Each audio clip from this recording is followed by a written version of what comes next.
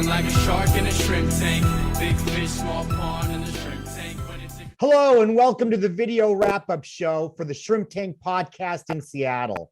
I'm Dan Whedon, and I'm joined by my co-host, Linda Popke. You can't quite see Linda today. We're having camera issues, but trust me, behind that picture, Linda Popke exists. Linda, I'm here. He's here. Linda and I had a fascinating and fun conversation with our guest, Janis Machala. You're not going to want to miss the episode. Catch it all by subscribing wherever you get your podcasts. You can also find all of our episodes on our website at www.shrimptankpodcast.com/Seattle. So Janis, we had a fascinating conversation, and I really want to encourage everyone to go listen to the entire podcast episode, particularly if you're a small business person, an entrepreneur. But one of the things we talked about that I'd love to hear you kind of talk about again is what makes a business or an entrepreneur successful? What are the things that really make the difference? Because I think they're different than what some of us may think about. That's right. A lot of times when you ask that question, people will say it's technology, or it has to do with the having enough funding.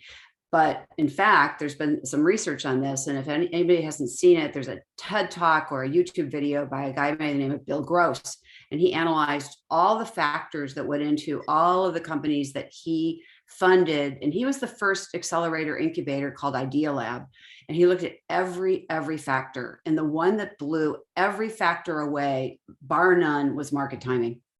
You can't be too early, you can't be too late. And this can relate to your company and when you hit the market, or it can relate to a product and when you get into market. So market timing blew every factor away, even team, by the way. But the second one is team and people.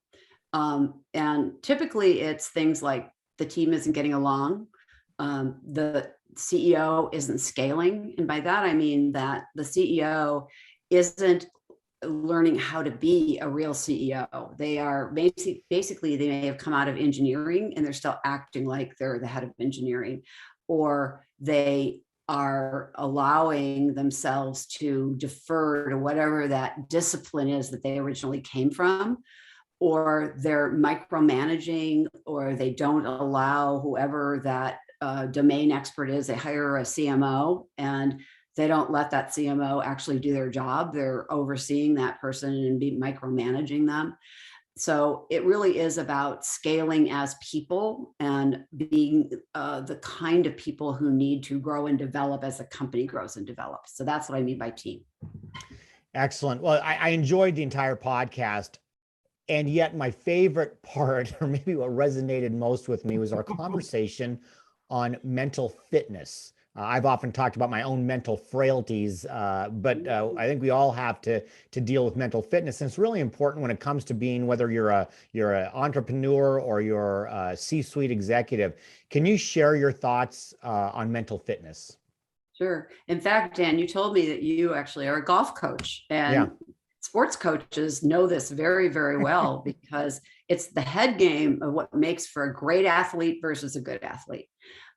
Thinking about, your game too hard in the abstract versus the whole body is really, really important, because that you can let your head just take over and you lose whatever your edge is that you had. So mental fitness is, we spend more on our physical fitness than we do on our mental fitness. And that's about those voices in our head that hold us back. And maybe we have this incredible judge, which tells us we're not good enough. We sometimes call it the inner critic. Maybe we have a hyperachiever that drives us relentlessly, which is this hamster wheel. I call it the hamster wheel that won't let us get off that hamster wheel. And it's that drive to be the best that we can be. But the problem there is it's an addiction. It's that we're never good enough. We're never going to reach that. And they get, really successful, but then they want the next success and they don't savor the current success. And it becomes this, oh my God, I need a new car. I need the better car. I need the better house. I need the second house. And that hyperachiever just has this bar that nobody can live up to. Well, that actually becomes detrimental And if you live more in the now and you don't future trip, life becomes more ease and flow. And that becomes less stressful, that becomes less anxious, that becomes much less fearful. And when you're living in those feelings of fear, stress, anxiety, you're in the negative part of your brain. And so how do you learn to be in the positive part of your brain? That's the whole thing around mental fitness. Wow. And this is fantastic. And I learned so much, like I said, from the entire podcast. So I do encourage you, if you're listening, to go listen to the whole thing. But Janis, thank you so much for being a guest here on the Shrimp Tank.